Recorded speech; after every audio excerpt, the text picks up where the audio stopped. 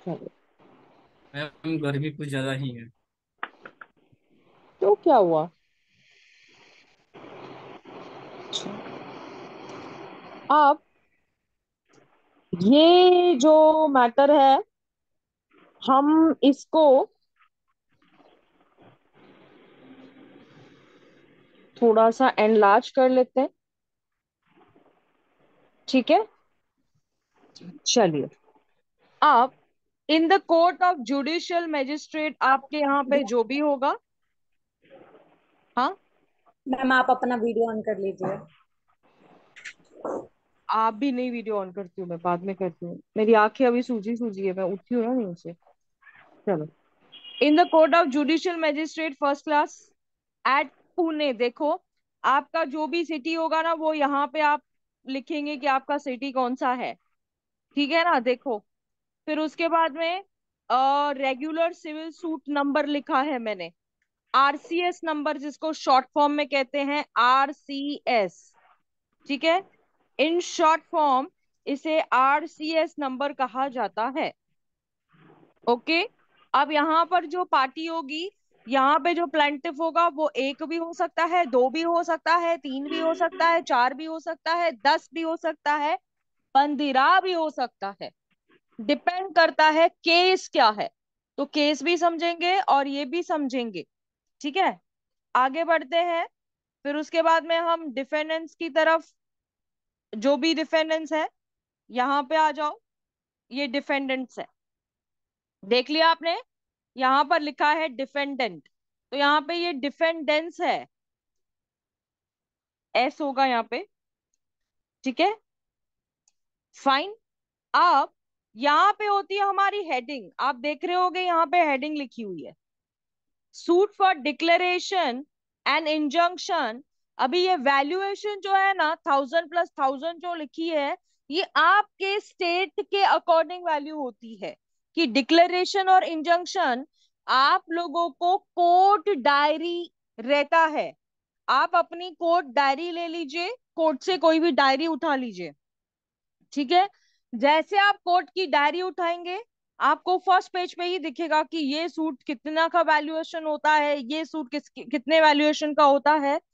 और जो वहां के कोर्ट ऑफिसर्स होते हैं, ठीक है, कोर्ट ऑफिसर्स वो होते हैं कि अगर आप एज अ लॉयर भी कंफ्यूज होते हो कि कितनी कोर्ट फी लगानी है, जब भी कोई केस करना होता है तब कोर्ट फी लगानी पड़ती है। ठीक है, तो आप जब भी कोई सिविल केस करते हो, तो आपको क्या लगानी पड़ती है बच्चा? Court fee. कोर्ट तो fees. What do you mean by court fee? What do you ma'am mean by court fee? Ma'am ये डिपेंड करता है ना, सूट कौन सा है और कौन सी स्टेट से हम फाइल कर रहे हैं, आई थिंक। वो ठीक है, पर कोर्ट फी का मतलब बेटा ये होता है जिसको हम वैल्यूएशन कहते हैं। ठीक है, सिंपल लैंग्वेज में बताती हूँ, वैल्यूएशन, हर सूट को वैल्यू किया जाता है। यानी कि जो भी पैसा होता है वो किधर जाता है? गवर्नमेंट को जाता है। किस फॉर्म में जाता है? रेवेन्यू के फॉर्म में जाता है। ठीक है, आपके सामने है suit for the declaration and injunction. ठीक है, देखो जो वैल्यूएशन होगी वो एज पर आपके स्टेट होगी, जो वैल्यूएशन होगी वो एज पर आपके स्टेट होगी, मैं क्लियर कट ये बात बोल रही हूँ। ठीक है, और ये वैल्यूएशन आप कहाँ देखोगे? कोर्ट डायरी से पता करोगे, और आप कोर्ट फी एक्ट से भी समझोगे। ठीक है, कोर्ट फी एक्ट अलग से एक एक्ट होता है जो आपको इन सारे बारों में नॉलेज देता है। गौरव, गौरव, यस मैम। हाँ, आपने ये सूट फॉर डिक्लेरेशन क्या होता है पता है आपको? Yes ma'am. क्या होता है डिक्लेरेशन?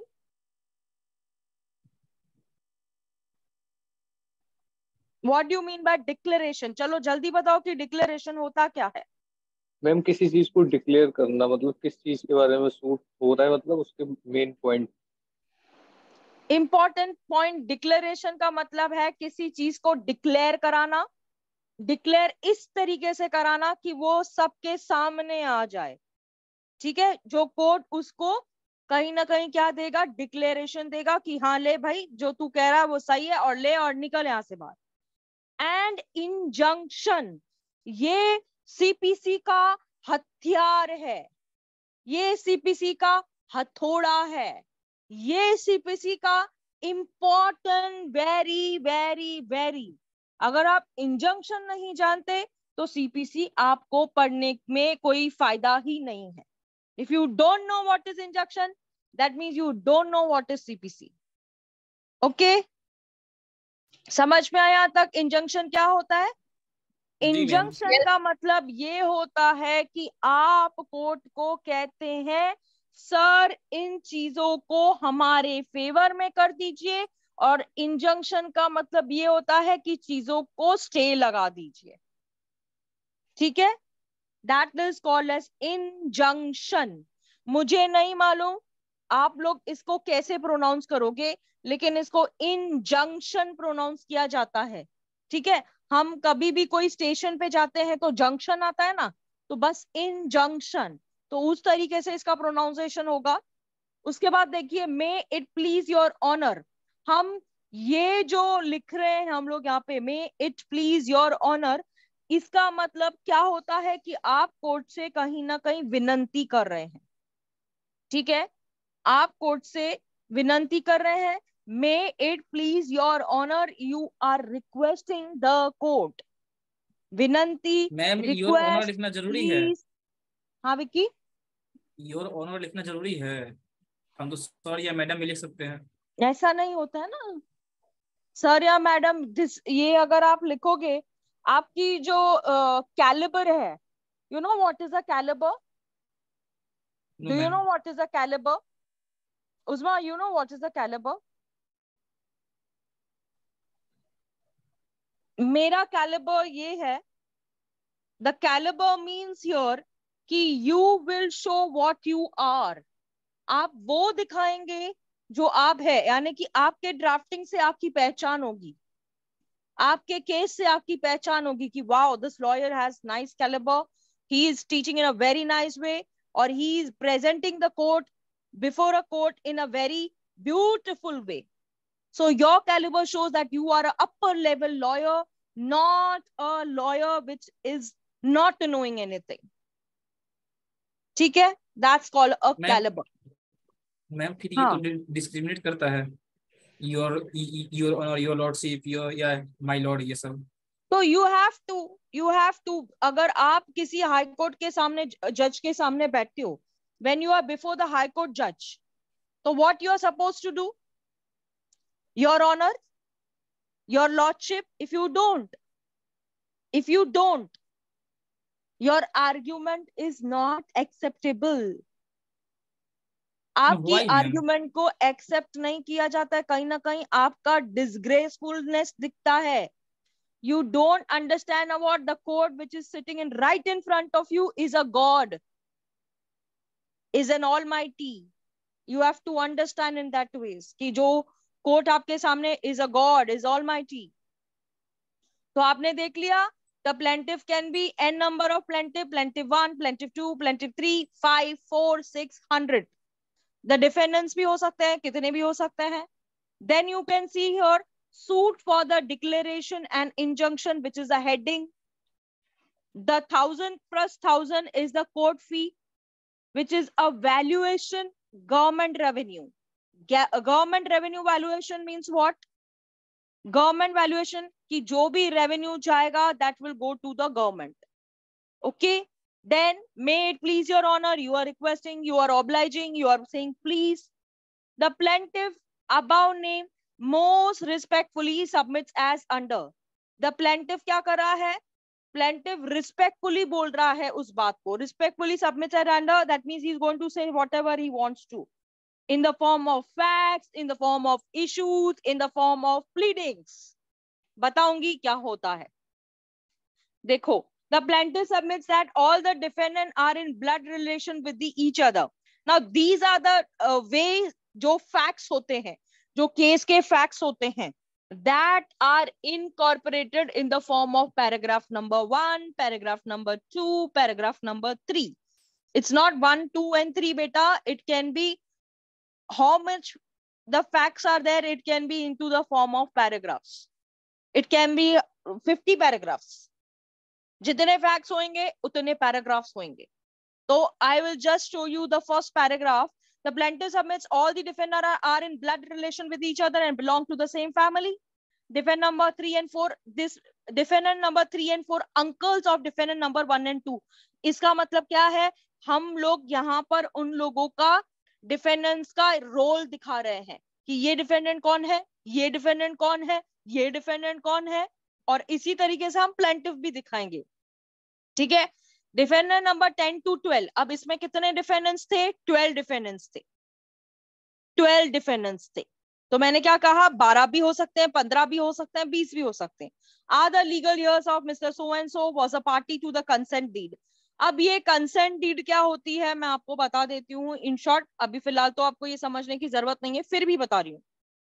कंसेंट डीड का मतलब ये होता है अ कंसेंट विच, अब मतलब एक फैमिली कंसेंट होता है। अब एक फैमिली है, there is one family who all are coming together on some property and they are giving the consent to sell away the property.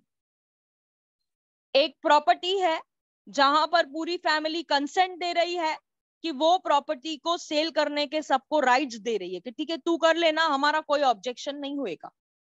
जब प्रॉपर्टी होती है, जब घर होता है ना, तो लड़ाइयां पक्का होती है। where there is a property, where there is a house, 100% there are fights between the housemates or the person living in a house. ठीक है। a property plays a very major role, hence they are also made party to the suit. अब उनको, जिसको हम necessary party कहते हैं, ठीक है, नेसेसरी पार्टी कहते हैं, उनको इंपॉर्टेंटली लिया जाता है। अगर ये नहीं होते तो कहीं ना कहीं मेरा सूट क्या हो जाता, डिसमिस हो जाता, खारिज हो जाता। डिसमिसल का मतलब होता है the suit is rejected. Dismissal means rejected, rejected का मतलब होता है खारिज। पूजा समझे खारिज क्या होता है बेटा? समझे? Any doubt?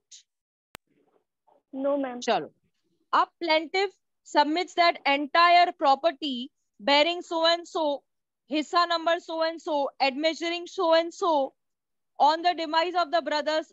मतलब यहाँ पर पूरा डिस्क्रिप्शन दिया गया है which is a undivided share in the property। ठीक है, अनडिवाइडेड शेयर है।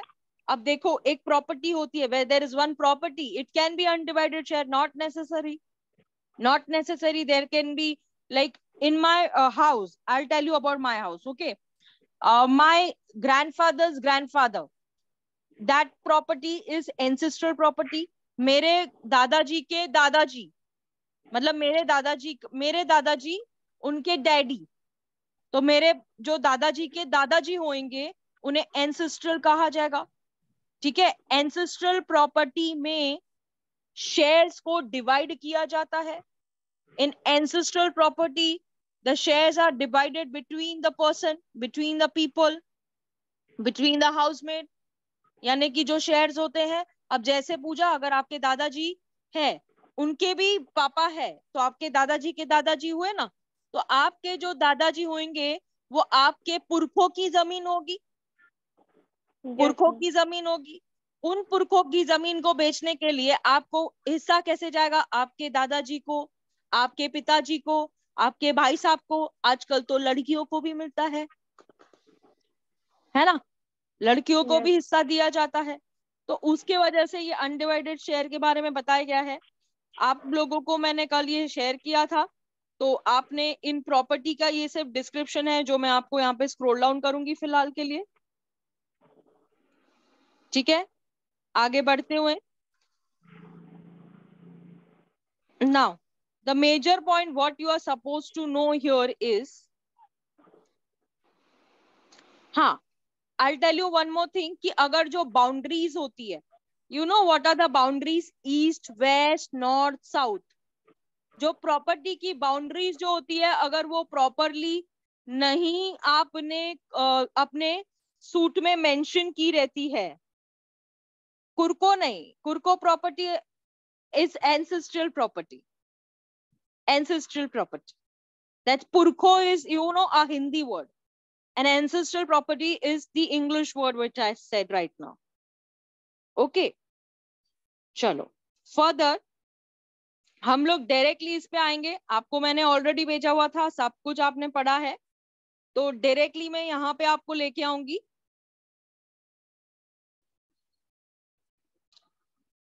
Cause of action.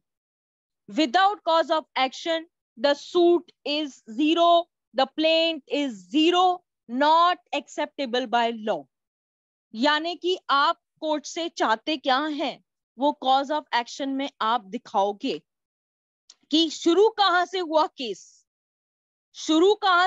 केस, और आज दिन तक वो कॉज ऑफ एक्शन जो है कंटिन्यूस है डे टू डे. वरना आपके सूट को एक्सेप्ट नहीं किया जाएगा. You suit will not be accepted by the court. Okay, तो cause of action is a very very very very very important point. उसके बाद में आते हैं ज्यूरिसडिक्शन. ज्यूरिसडिक्शन का मतलब ये होता है कि जो कोर्ट है, क्या वो सूट सुनने के लिए केपेबल है. Capable not in a wrong veg. एक होता है टेरिटोरियल ज्यूरिसडिक्शन, एक होता है पेक्यूनरी ज्यूरिसडिक्शन. कल हमने क्वेश्चन आंसर में पेक्यूनरी पेक्यूनरी पेक्यूनरी पेक्यूनरी लिखा है ऑफ कोर्स लिखा है. ठीक है ना. तो पेक्यूनरी ज्यूरिसडिक्शन और टेरिटोरियल ज्यूरिसडिक्शन मींस कि कोर्ट वो केस को सुन सकता है. अभी समझो दिल्ली का केस है, प्रॉपर्टी दिल्ली की है, तो पूना वाला सुनेगा क्या? पूना वाला कोर्ट सुनेगा क्या? कहाँ वाला कोर्ट सुनेगा? दिल्ली वाला कोर्ट सुनेगा. क्यों? दिल्ली वाले कोर्ट के पास क्या है? ज्यूरिसडिक्शन. कल मैंने आपको एग्जाम्पल लिखाया था दिल्ली और कोलकाता का, जब हम क्वेश्चन आंसर लिख रहे थे. During the time of question and answer मैंने दिल्ली और कोलकाता का एग्जाम्पल लिखाया था कि कौन सा कोर्ट कैसे सुनेगा. तो ऑन द कॉन्ट्ररी ज्यूरिसडिक्शन का मतलब क्या होता है? अगर one is the area jurisdiction, दूसरा होता है पैसा बोलता है ना. तो जो कोर्ट फी हमने सुनी, ऊपर मैंने आपको कोर्ट फी कहा, तो वो कोर्ट फी का मतलब ये होता है कि वो सूट सुनने के लिए वो जज को ज्यूरिसडिक्शन है क्या. अगर जज सिर्फ 5 लाख रुपए तक का मैटर सुन सकता है, द जज can hear only the matter 5 lakh rupees, the revenue is 5 lakh rupees. तो अगर वो मैटर जो है 7 lakhs का है, तो दैट मीन्स दैट जज हैज नो ज्यूरिसडिक्शन. इसका मतलब ये है कि वो कोर्ट को ज्यूरिसडिक्शन नहीं है. ठीक है. The present suit for the possession, अब मैं यहाँ पे स्टैम्प ड्यूटी के बारे में बता रही हूँ, एडवोकेट फीस जो भी है. अब उसके बाद वेरी इंपॉर्टेंट पॉइंट होती है प्रेयर, कि आप कोर्ट से चाहते क्या है. प्रेयर का मतलब होता है आप कोर्ट से विनती कर रहे हैं, रिक्वेस्ट कर रहे हैं, अपील कर रहे हैं, प्रेयर मांग रहे हैं. तो it is therefore prayer, that is the point which you are asking from the court कि व्हाट यू वांट. ठीक है. एट द एंड आप देखोगे कि मैंने यहाँ पे कॉस्ट ये सब लिखा है. Any other order just equitable in the interest of justice में काइंडली बी पास. यानी कि ये सब जो भी मैं आपसे मांग रही हूँ सर, इसके अलावा भी आपको कोई भी order in the interest of justice लगता है तो प्लीज दैट ऑर्डर में बी पास्ड. तो हमने देखा प्लेंट को कैसे पढ़ा जाता है. ठीक है. इसको सूट भी कहते हैं. ऑर्डर 6 हम जब पढ़ेंगे, प्लीडिंग्स क्या होती है, प्लेंट देखेंगे, वो सब देखेंगे हम लोग. तो आपको सिर्फ मैं जनरल नॉलेज देने के लिए कि सूट के कोर्ट में कैसा फाइल किया जाता है. और मैं आपको बता दूं कि ये जो आपको मैंने दिखाया इसे एग्जिबिट 1 कहते हैं. एग्जिबिट 1 आप लिख दो. तो प्लेंट को जो होता है ना, अब मैं आपको बताती हूँ कि एक फाइल कैसे किया जाता है सूट. ठीक है. How, what was your question? Ma'am exhibit क्या होता है? बता रही हूँ. रुको, शिवा का एक क्वेश्चन है, let me know what it is first. Suit cost meaning का मतलब क्या होता है valuation of the suit. You know, whatever the valuation of the suit is, means your property is 1,000 crores, 100 crores. So if you want to file a case before the court, you have to pay the revenue to the court. In that, you're going to value the suit, and that suit would be in the amount. समझो 100 crores है, तो 100 crores के ऊपर आपको जो court fee लगती है वो समझ लगती है 5 लाख रुपया. तो 5 lakhs you have to pay to the court to hear the case. Case सुनने के लिए सिर्फ आपको कोर्ट फी भरना पड़ता है. डिसीजन तो बात की बात है. Decision is a later part. Now, how to file a case? अगर मैं आपको ये सिंपल बता दूं कि एक केस को कैसे फाइल किया जाता है. How to file a case? Now, मैंने आपको यहाँ पे प्लेंट दिखा दिया ना, क्या होता है. प्लेंट दिखा दिया, केस दिखा दिया, सूट दिखा दिया. सिंपल वर्ड बता रही हूं मैं. ठीक है, प्लेंट दिखा दिया, केस दिखा दिया, सूट दिखा दिया मैंने. ओके, अब इसे कहते हैं exhibit 1. Now what do you mean bye exhibit? हम एग्जिबिट का मतलब होता है कि हम किसी भी डॉक्यूमेंट को प्लेंट नहीं बोलेंगे, अंदर प्लीडिंग नहीं बोलेंगे. क्या करेंगे, उसे एक नाम और नंबर दिया जाता है. ठीक है, एक नाम और नंबर का मतलब क्या होता है, you give exhibits to that pleading. मतलब आप उसको नंबर देते हैं, नाम देते हैं. नंबर और नाम को एग्जिबिट कहा जाता है. ठीक है, प्लेन्स केस आपने देख लिया. उसके बाद में आप मैम जो फाइल करते डॉक्यूमेंट हो, उसके साथ अटैच किए जाते हैं वो सब. आ रही हूँ बच्चा, आ रही हूँ. मैं आपको पूरा मतलब वो बता रही हूँ which a lawyer will also not tell you. Yes ma'am. Okay, वकील पत्र और वकालतनामा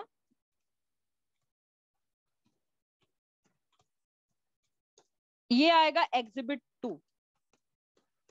okay, may be my spelling mistake हो गया. ठीक है, जब आप एक प्लेंट को फाइल करते हो ना कोर्ट में, तो कैसा फाइल करते हो? जब आप मूट कोर्ट में केस चलाते हो तो कैसा चलाते हो केस? तो ऐसा चलाते हैं अपन केस.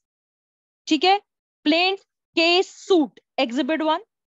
वकालतनामा, वकील पत्र exhibit number 2. List of document, ठीक है, एग्जिबिट 3.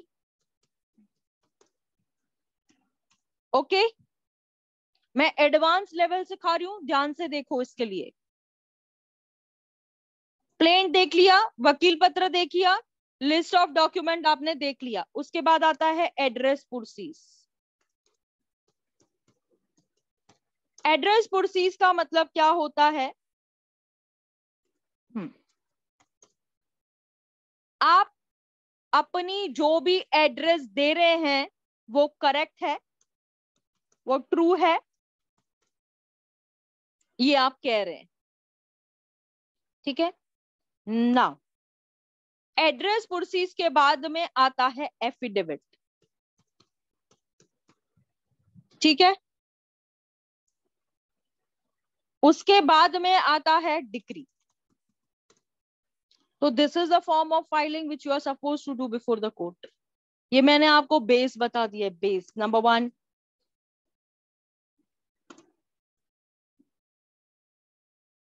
नंबर 2, ठीक है. Okay, number 3. Usma okay? Usma ma'am एक बार रैपिड में बता दीजिए. Wait I am coming. No, rapid भी बता रही हूँ, सुनो तो सही. दैट्स व्हाई मैं नंबर्स भी डाल रही हूँ कि चलो आपको नंबर मैंने पहले नहीं डाल के बताया, रैपिड भी समझा देती हूँ ना. If you become a lawyer, if मैं नहीं बोलूंगी, you will become a lawyer. ठीक है. Now first document is a plaint, case, suit. जो मैंने अभी आपको प्लेंट इतना बड़ा लंबा चौड़ा दिखा दिया, आपके साथ में शेयर भी किया था, आपने पढ़ा भी, आप लोगों को बहुत सारा मतलब तो उसमें समझ भी नहीं आया होगा, क्योंकि बेस मालूम ही नहीं है क्या होता है, इसलिए विद बेस कंप्लीट कर रही हूँ मैं आपके साथ में। देन इज सेकंड नंबर वकील पत्र, वकालतनामा। Third is list of document. List of document का मतलब होता है जो आप वाद पत्र के साथ में जो भी डॉक्यूमेंट्स लगाते हैं, जो प्लेंट के साथ में आप जो भी डॉक्यूमेंट्स लगाते हैं, है ना। एक केस को सपोर्ट करने के लिए डॉक्यूमेंट तो चाहिए, कोर्ट कैसे विश्वास करेगी आपका? एक केस को सपोर्ट करने के लिए डॉक्यूमेंट चाहिए या नहीं चाहिए? कैसे कोर्ट बिलीव करेगी आपका? उसके बाद में आता है एड्रेस पुरसीज। What do mean by address पुरसीज? की जो भी एड्रेस प्लेंटिफ की है, डिफेंडेंट की है, वो ट्रू एंड करेक्ट है to the best of knowledge, यानी कि आप उस एड्रेस को लेकर कहीं ना कहीं एफिडेविट ही दे रहे हो। उसके बाद में आता है एफिडेविट, उसके बाद में डिक्री आती है। तो दिस इज अ फॉर्मेट जो आप कोर्ट में केस फाइल करते हो। Okay Shiva, any problem now? Shiva ma'am कैसे एफिडेविट देना होता है? Fifth no ma'am. you understood what did I meant here? Yes ma'am. This is the list how Yes, you're ma'am. going to file a plaint or a suit in before the court. Yes ma'am, I have So right. if you don't know this criteria, this thing, so if you go to the court also it is nothing, but even if you write in an examination point of view, so the judges or the teachers which are been checking your papers or which are seeing how you are presenting your answers, so they'll be very impressed that you are aware about all these things. Okay. Thank you ma'am. Yeah. तो plaint case, हाँ बोलो लावण्या क्या कह रही थी? Ma'am ये fifth वाले में जो आप एफिडेविट बता रहे हो, फोर्थ में समझ में एड्रेस का हमें मतलब ये बताना सर्टिफिकेट एक तरीके से भाई हमने जो एड्रेस दिया वो करेक्ट हमारे बिलीफ के मतलब ठीक है नॉलेज से। और जो फिफ्थ में आप एफिडेविट बता रही है, कौन सा एफिडेविट देना होता है मैम? ये एफिडेविट ये देना होता है कि जो आपने प्लेंट में लिखा है, जो आपने सूट में लिखा है, जो आपने केस में लिखा है, वो ट्रू है, वो सच है, उसमें सब सच्चाई लिखी है, कुछ भी झूठ नहीं लिखा है। तो मैं आपको एफिडेविट भी बताऊंगी कैसे ये किया जाता है। ओके मैम क्लियर हुआ? नीचे क्लाइंट का सिग्नेचर होगा। नीचे में क्लाइंट का सिग्नेचर होगा। वो तो लास्ट में लिया जाता है ना, देखो यहाँ पे। Yes ma'am. यहाँ पे लिया जाएगा। मैम आप लिखते हो डेट, देखो अब मैं पूना से हूँ तो यहाँ पे आप पूना लिख रहे हो, उसके बाद में आप डेट लिखते हो यहाँ पे, उसके बाद में यहाँ पे प्लेंटिफ लिखते हो और प्लेंटिफ की सिग्नेचर आप यहाँ पे लेते हो, यानी Yes, ma'am. प्लेंटिफ के ऊपर सिग्नेचर ली जाती है, नीचे नहीं। ठीक है।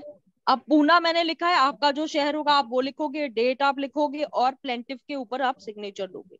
तो आपने देख लिया how to file a case also, कैसे केस को फाइल किया जाता है। मैंने आपको फॉर्मेटिंग भी बता दी। Number 1, number 2, number 3, number 4, number 5, number 6, ये सब एग्जिबिट्स है। एग्जिबिट 1, 2, 3, 4, 5, 6। हाँ शिवानी पूछो।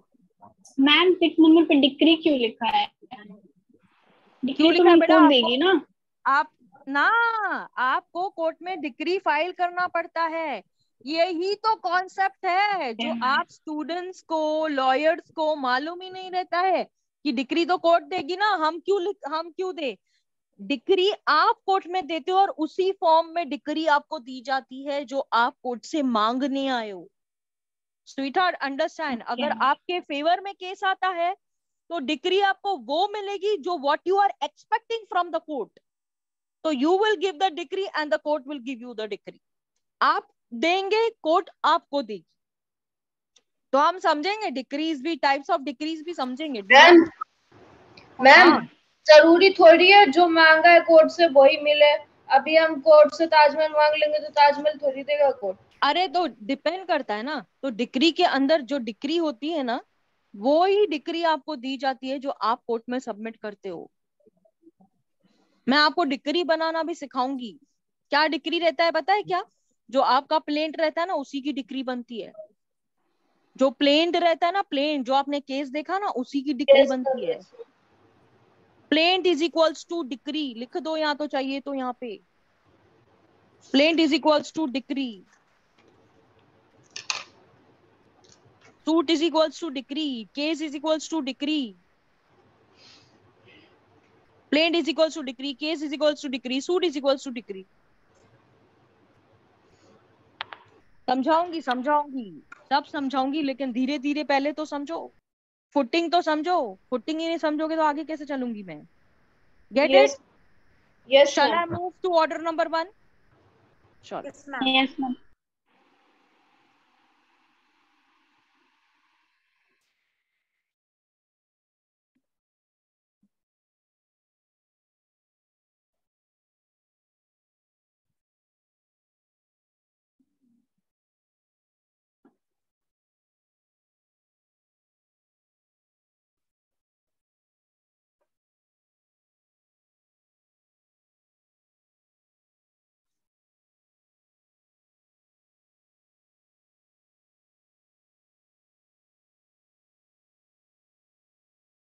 Just a second.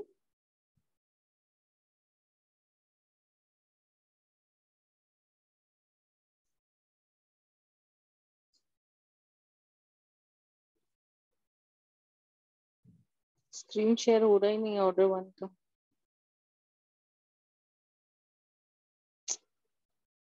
What the hell. ऐसा ही मैम, हाँ, वो ऑर्डर 1 का ना मेरा स्क्रीन ऐसा शेयर क्यों हो हो ही रहा नहीं है? रहा है। हम्म।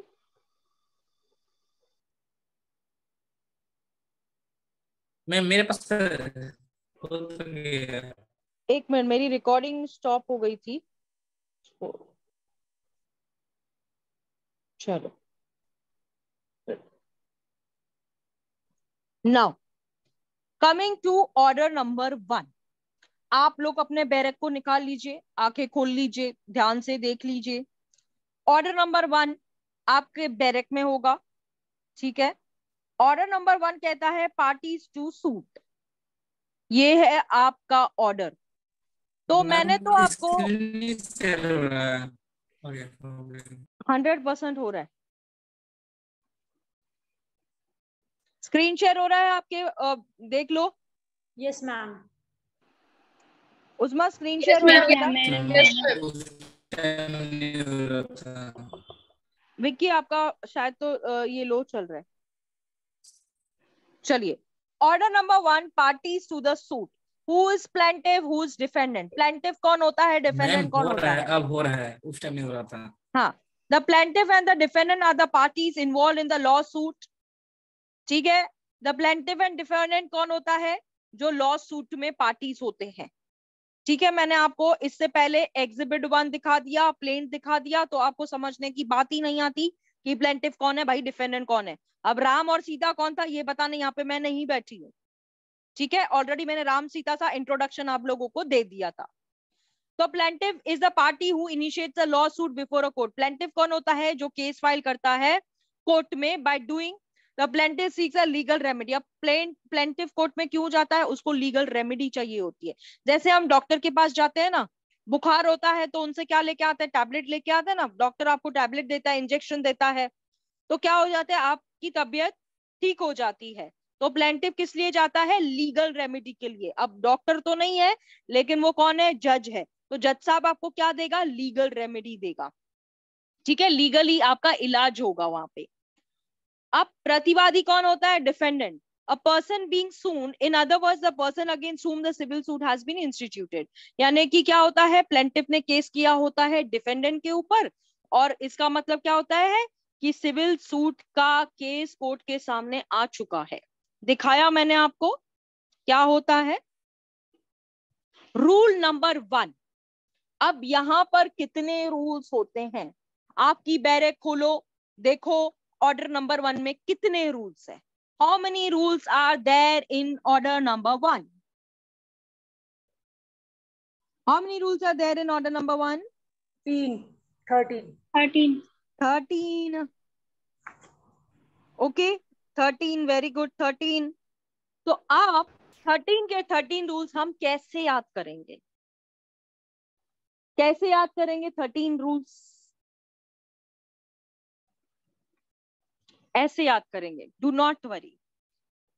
Rule number 1, joinder of plaintiffs, all persons in one suit as plaintiffs in following 2 conditions satisfied।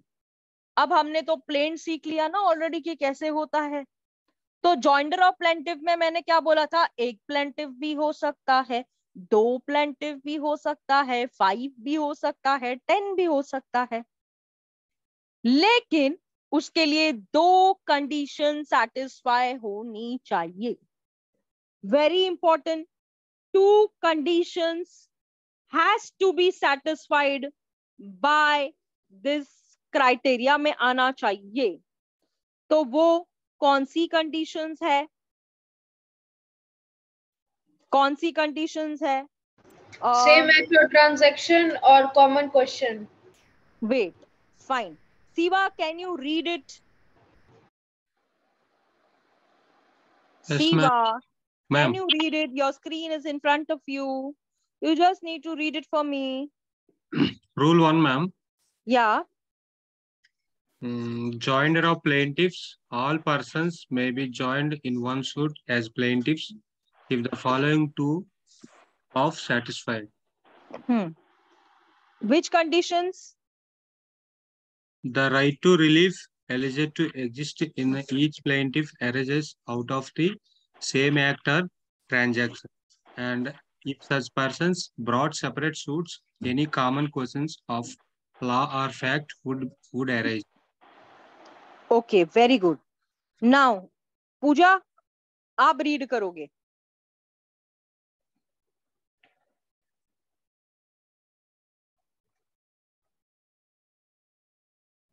Pooja.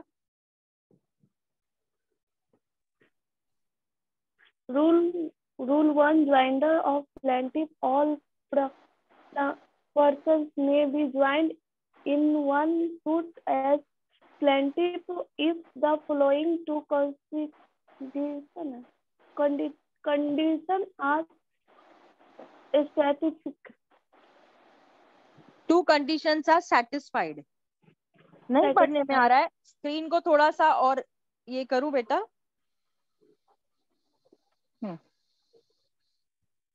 अब पढ़ने में आ रहा है? Yes, ma'am. अब पढ़ो, अब पढ़ो. I am sorry. Rule 1, joinder of plaintiff. All persons may be joined in one suit as plaintiff if the following two conditions are satisfied. Satisfied. Satisfied. हाँ. नीचे वाला भी पढ़ना है मैम. हाँ बेटा, ए बी भी पढ़ना है ना. The right to relief alleged to alleged का मतलब होता है हो सकता है.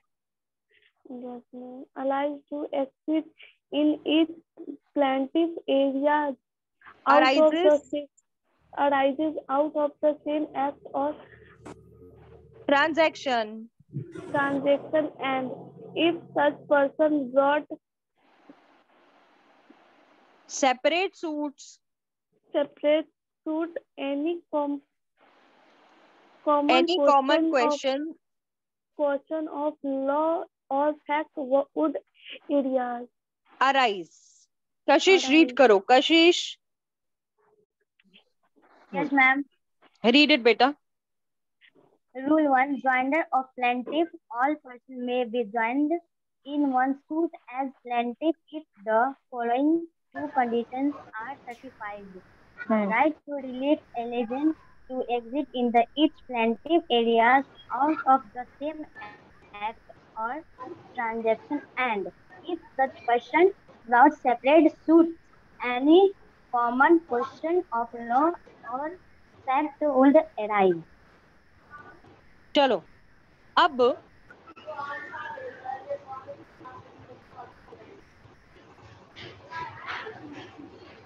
एक एग्जाम्पल इसके नीचे आप लिखो, अपने बुक में लिखो.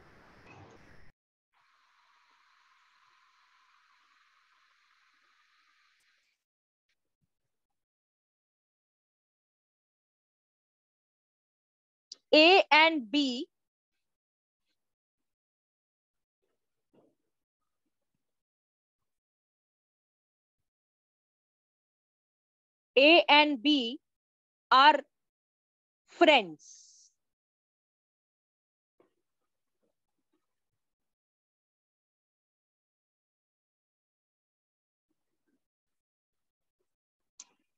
ठीक है, not friends, we'll say A and A is a person, not friends ऐसे बोलते हैं, A as a person enters into an agreement, enters into agreement with B and C, with B and C, enters into agreement with B and C,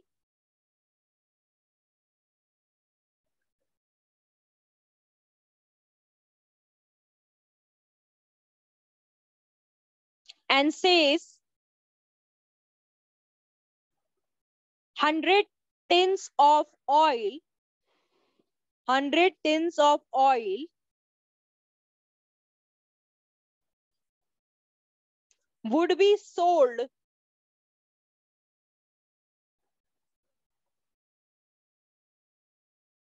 later, would be sold later, and goods will be delivered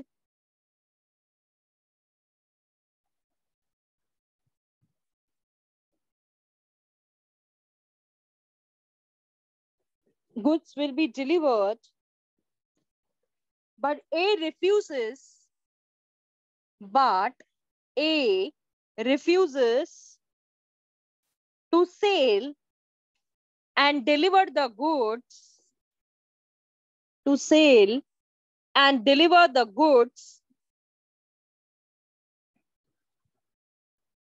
to B and C,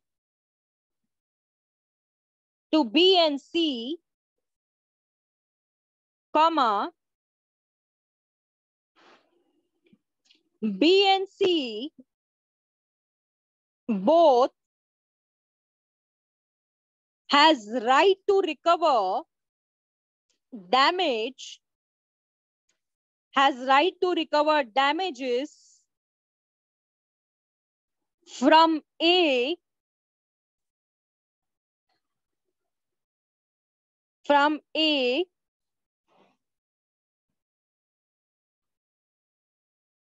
as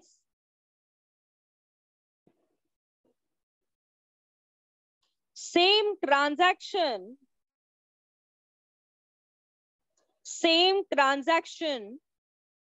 has arisen,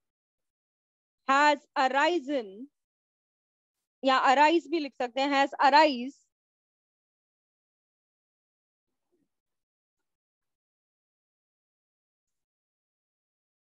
has arise for breach of agreement, for breach of agreement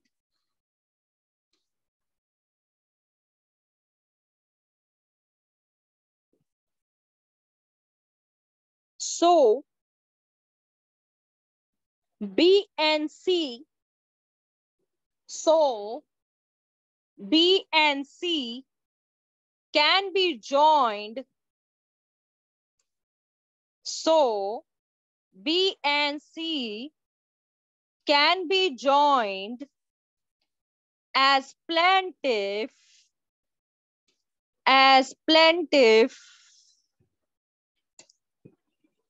in one suit, in one suit.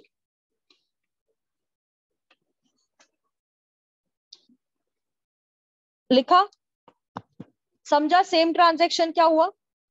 A and B C का example मैंने बहुत simple example लिया कि आपको समझे कि same transaction क्या था यहाँ पर। चलो एक और एग्जाम्पल लिखते हैं कि आपको थोड़ा सा डिफरेंट एग्जाम्पल वे में सिखा सकूं मैं।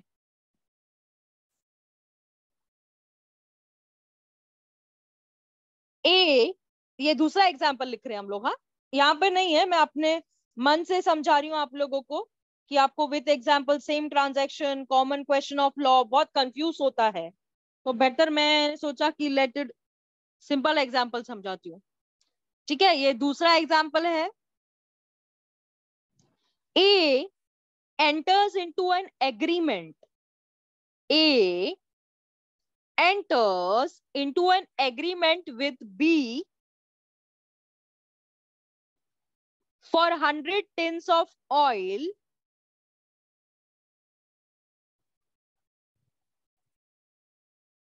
for 100 tins of oil to be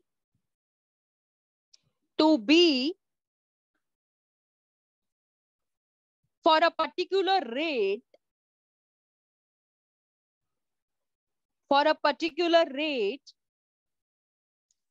and on the next day,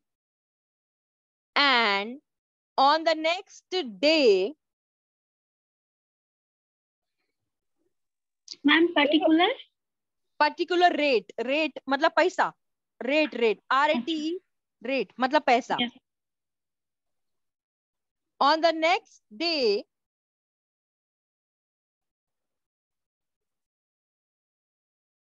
A enters an agreement with C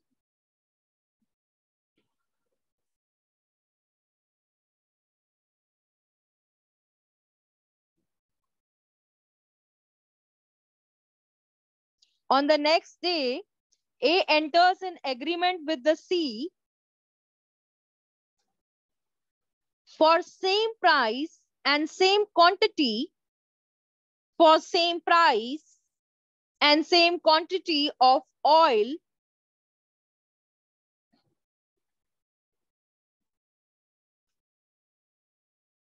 to C.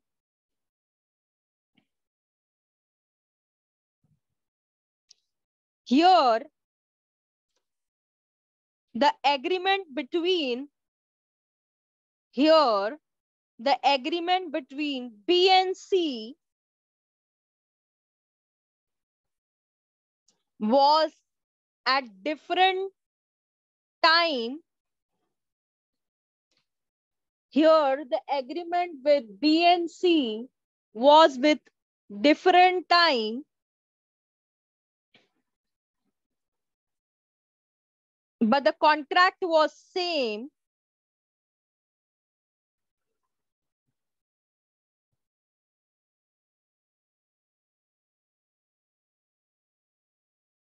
But the transaction was different. So same contract और same transaction यहाँ पे बिल्कुल नहीं हुआ, क्योंकि उसके साथ में उसने अगले दिन कॉन्ट्रैक्ट किया था. ठीक है उस्मा, बेटा आप लिख रहे हो? Yes, ma'am. You understood what I meant? Same contract, same transaction, how different? Yes, ma'am. Yes, ma'am. ये दोनों एग्जाम्पल्स है ना, आपको रूल 1 को समझने के लिए बहुत इजी हो गया.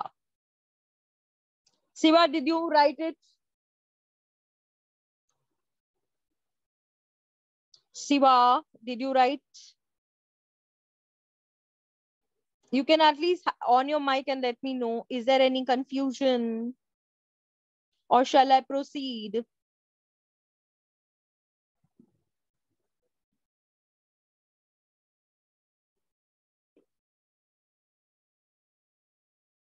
चलो, अब यहां पर एक केस लॉ है.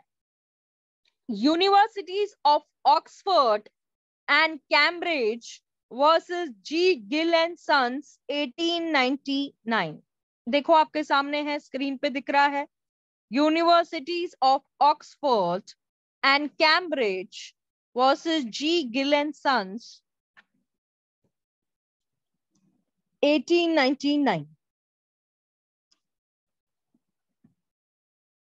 चलो further. A publishes a series of books under the title. ठीक है. The Oxford and Cambridge publication, आप ONC भी लिख सकते हो, in short, so as to induce that the belief that the books are publication of the Oxford and Cambridge universities, either of them, both universities joined as a plaintiff in one suit of restrain A from using title. अगर हमें किसी को रोकना है ए को रोकना है कि रेस्ट्रेन करना है कि ये जो यूनिवर्सिटी है ऑक्सफोर्ड और कैम्ब्रिज, इनके बुक्स ऑफ सीरीज है, तो वो उसका नाम और टाइटल यूज नहीं कर सकता। जैसे हमारे विक्की को क्या किया गया, एक लॉ केवेडेम्पेटर का लॉ फर्म रजिस्टर्ड है, उनका फर्म है, विक्की को रेस्ट्रेन किया जा रहा था, पर ये नहीं समझा जा रहा था कि वो और वो टाइटल अलग अलग है, तो कोई टाइटल चोरी और कॉपी नहीं किया जा रहा है, तो इस चीज के ऊपर कॉपीराइट का केस भी होता है, ट्रेडमार्क का केस भी होता है। तो इसीलिए यहाँ पर ये लोग, अब यहाँ पे तो नहीं लिखा है कि ये कौन सा केस कर सकते हैं, तो मैं ही आपको बता देती हूँ कि यहाँ पे कॉपीराइट का केस हो जाएगा, है ना, कॉपीराइट का केस हो जाएगा, ट्रेडमार्क के लेकर केस हो जाएगा, ठीक है। तो ये ए को रेस्ट्रेन करने के लिए कि आप उस बुक्स ऑफ सीरीज पे ये नहीं कर सकते, ठीक है। Rule number 1 clear? Any difficulty? Same act same transaction, different No, act ma'am. No, different ma'am. Transaction, example with case law. Rule number 1 although very clear, ठीक है। Rule number 2, power of a court to order separate trial. Separate trial का मतलब होता है shame on you, separate trial, shame on you. जहां पर court को ऐसे लगता है कि वो दो प्लेंटिफ को अगर एक साथ ज्वाइन किया जाता है, दो प्लेंटिफ को अगर एक साथ ज्वाइन किया जाता है, where two plaintiffs are joined together in one suit, तो they may, हो सकता है, एम्बेरस कर सकते हैं, शर्मनाक चीज, delay the trial of the suit, delay कर सकते हैं, put the plaintiff to the election, यानी कि कोर्ट इलेक्शन करवाएगी, भाई प्लेंटिफ तू ही बता सेपरेट करना है या नहीं करना है, या ऑर्डर करेगी सेपरेट ट्रायल, और make such order as may be expedient, यानी कि एक्सपीडियंट का मतलब क्या होता है, जैसे कोर्ट को ठीक लगेगा उस तरीके से वो फटाफट ऑर्डर करके वो किस्से को खत्म करेगी, that's called as expedient, EXPEDIENT, expedient, फटाफट खत्म, very fast the order will be made by the court to end up the process of this, ठीक है। Now rule number 3 will be read by Pooja and rule number 4 will be read by Kashish. करो read, चलो फटाफट।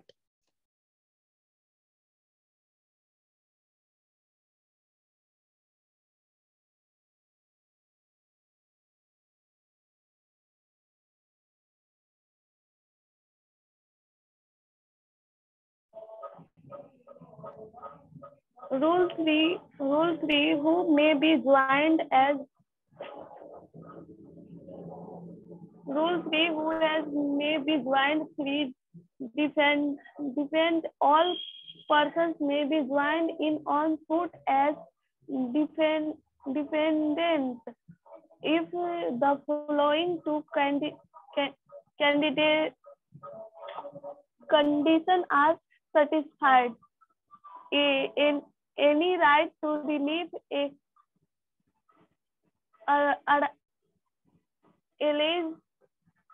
alleged to exist against such person arise out of the same act to transaction, and B, F spared suit were brought against such persons, any common question of law or fact would arise. Note the word and between clause A and B of Rule 1 and 3 make it clear that both of above candidates should be fulfilled. Objective of Rule 1 and 3 to avoid multiplicity of proceeding and unrightly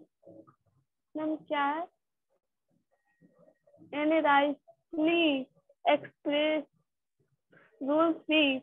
Rule 3A. Power to order a straight sales where joinder of defendant may embrace. पूजा रुको Yes, ma'am. ठीक है. To avoid the multiplicity of the proceedings का मतलब क्या होता है कि जितना एक केस में ही काम हो सकता है तो उसको 2-4 करने की जरूरत क्या पड़ी है. और अननेसेसरी एक्सपेंसेस का मतलब है फालतू खर्चा क्यों करना है. Okay. Now 3A will be read by Kashish.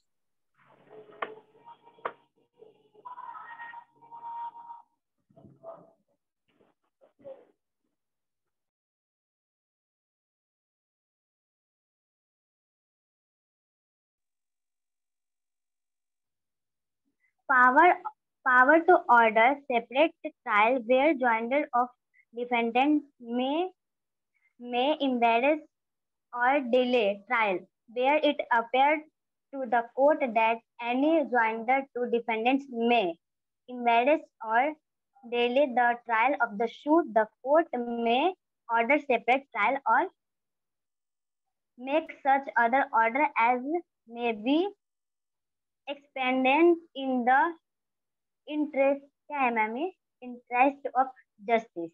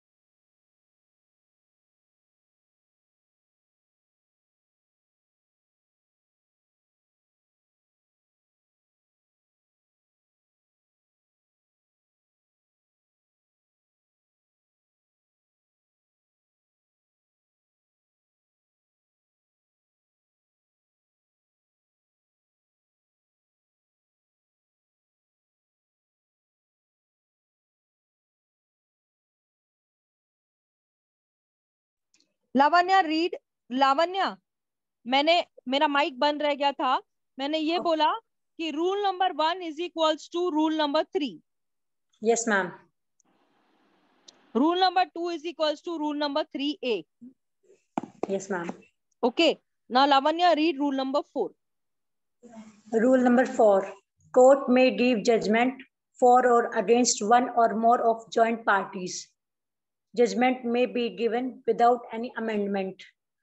A. For such one or more of plaintiffs as may be found to be entitled to relief, for such relief as he or they may be entitled to. B. Against such one or more of defendants as may be found to be liable according to their respective liabilities. Now rule number 4 क्या बोलता है? Court judgement दे सकती है. एक joint parties का मतलब क्या होता है? एक प्लेंटिफ या 2 प्लेंटिफ के फेवर में भी दे सकती है, 3 प्लेंटिफ और 4 प्लेंटिफ के अगेंस्ट में भी दे सकती है. ठीक है. आप ऐसा तो नहीं है ना वहां पर जो लेने गए होंगे वो जरूरी है कि वो जो आप कह रहे हैं वही होगा, है ना. तो एक प्लेंटिफ अगर 1 लाख रुपया लेने आया है तो उसका 1 लाख रुपया बनता तो भी है क्या? वो एक बात होनी चाहिए. ठीक है. समझा मैंने क्या कहा? Ma'am please repeat it.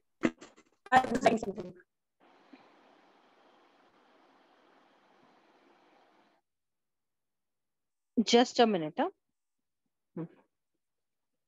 Now understand one thing. There are 5 plaintiffs. Understand an example. There are 5 plaintiffs. Okay. 1 and 2 plaintiff is asking 1 lakh rupees. Plaintiff number 1 और plaintiff number 2 1 लाख रुपया डिफेंडेंट से मांग रहे हैं. ठीक है. प्लेंटिफ नंबर 3, 4, 5 2 लाख रुपया मांग रहे हैं डिफेंडेंट से. ठीक है, इतना समझा। कोर्ट ने प्लेंटिव नंबर 1 और 2 को 1 लाख रुपए का ऑर्डर दे दिया कि आप 1 लाख रुपए डिफेंडेंट से ले सकते हैं।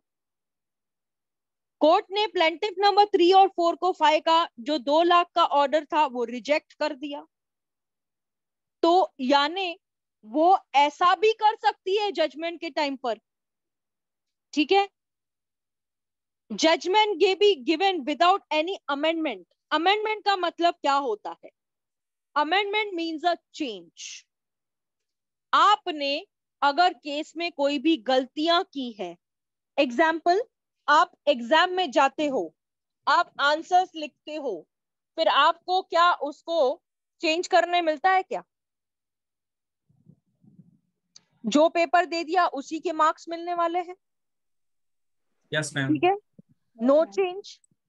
लेकिन यहां पर सीपीसी में आपको एक ओपन डोर है, ओपन दरवाजा है कि अमेंडमेंट का मतलब क्या होता है? आपके प्लेंट में कोई गलती हो गई, आपके केस में कोई गलती हो गई, आपके सूट में कोई गलती हो गई, तो आप उस गलती को चेंज कर सकते हैं। लेकिन गलती को चेंज करने का मतलब ये नहीं होता है कि आप पूरा का पूरा केस ही बदल के रख दे। आप पूरा का पूरा केस ही बदल के रख दे, नॉट अलाउड, नॉट अलाउड। ठीक है, उसको कहते हैं amendment.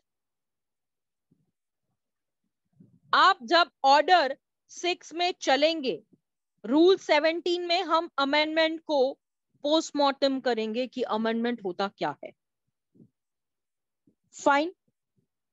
Any problem in rule number 4? Very simple example दिया मैंने, ठीक है। नाउ अपर्णा मिश्रा, आप पढ़ेंगी रूल नंबर 5।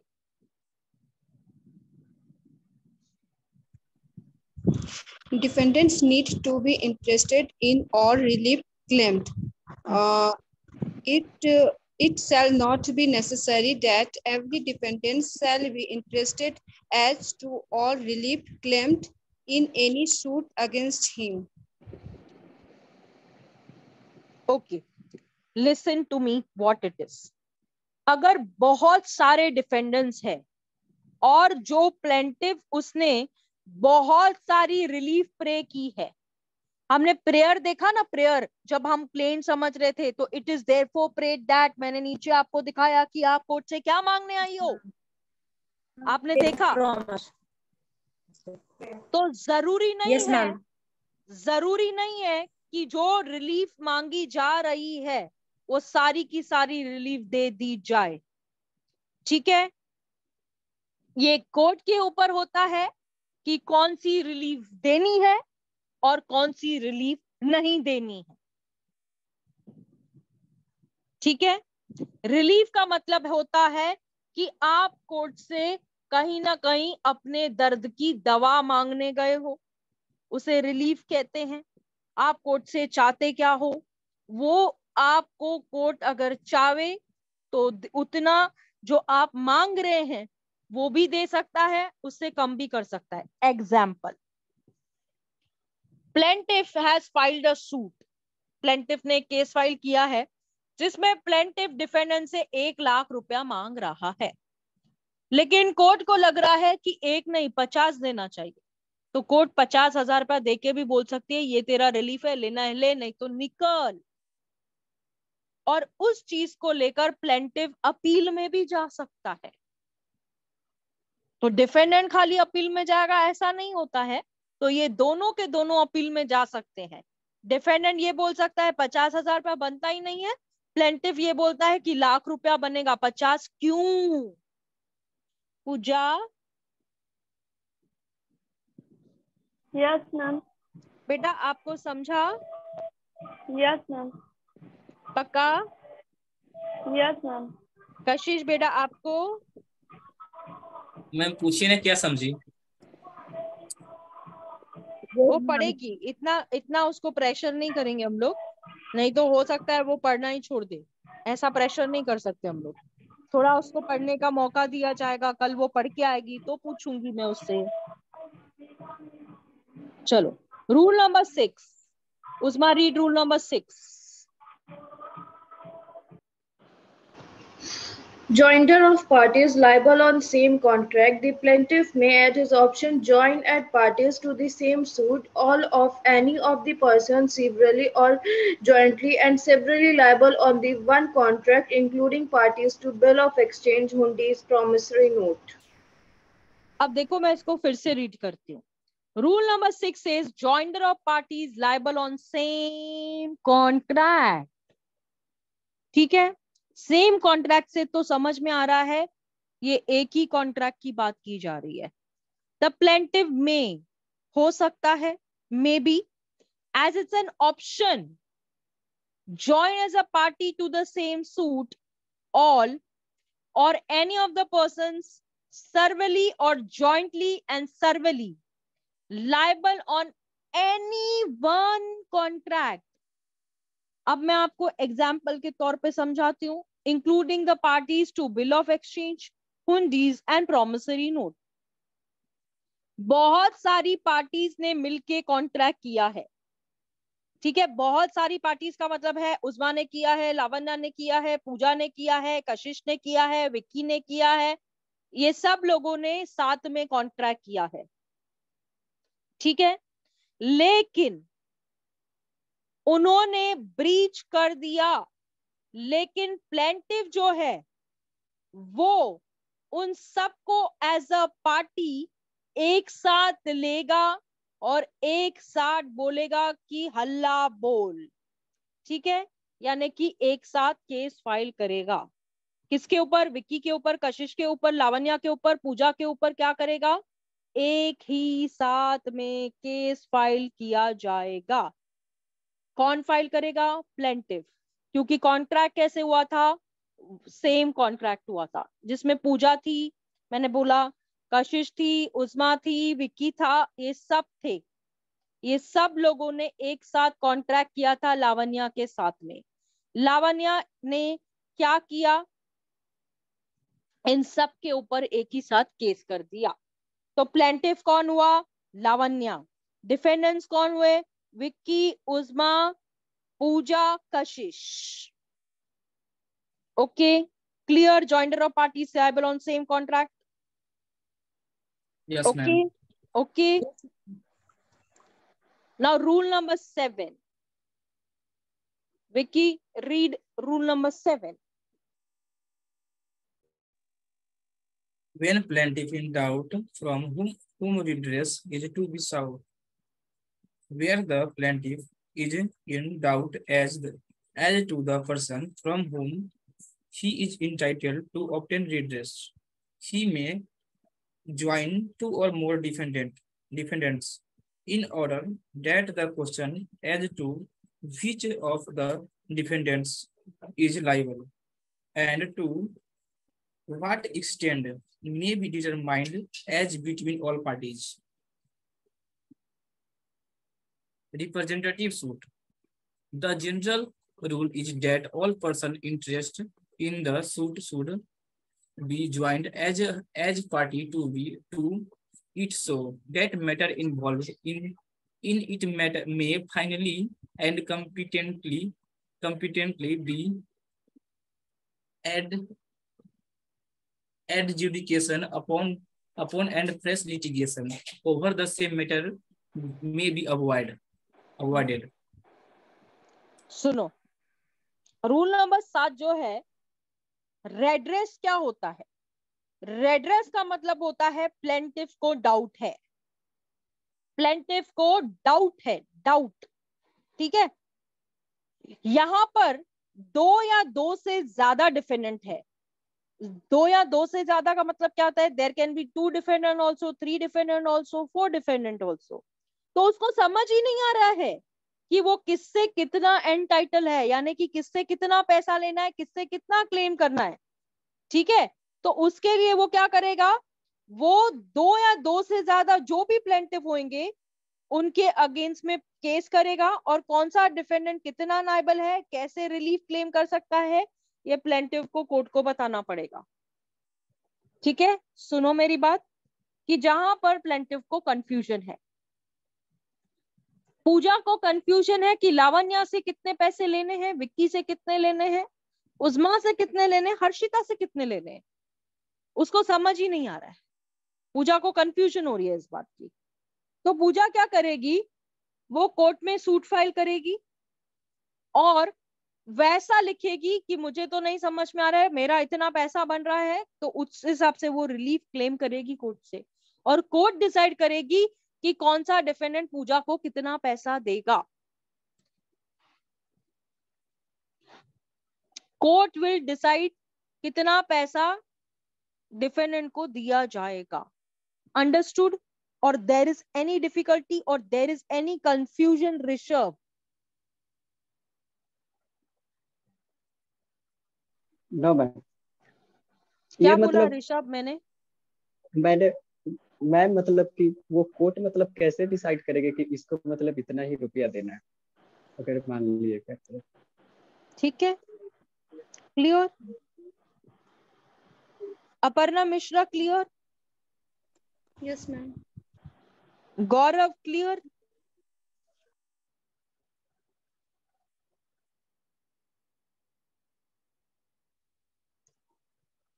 लड़के यस मैम।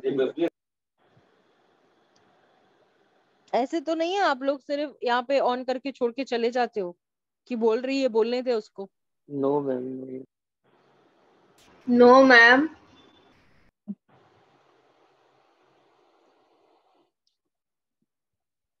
अपने वीडियोस ऑन रखो तो कितना अच्छा लगे ना, कि मैं देखूं कि कौन पढ़ रहा है, किसको समझ आ रहा है, चेहरे में देखूं। अगर आप मेरे साथ ऑफलाइन क्लास में रहते तो चेहरे नहीं दिखाते क्या मुझे अपने? हाँ Aparna?